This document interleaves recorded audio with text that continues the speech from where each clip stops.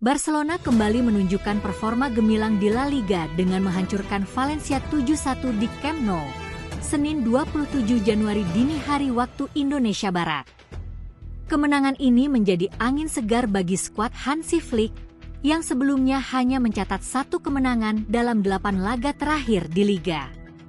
Gelandang muda Fermin Lopez menjadi bintang lapangan dengan mencetak 2 gol di babak pertama, sementara Frenkie de Jong, Ferran Torres, Raphinha, Robert Lewandowski, dan gol bunuh diri Cesar Tárrega melengkapi pesta gol Blaugrana. Valencia hanya mampu membalas 1 gol lewat Hugo Duro. Barcelona langsung unggul cepat melalui gol Frenkie de Jong di menit ketiga, memanfaatkan umpan silang Lamine Yamal.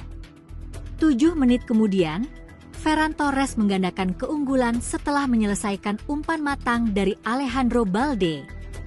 Gol ketiga datang di menit ke-14 lewat aksi brilian Raphinha.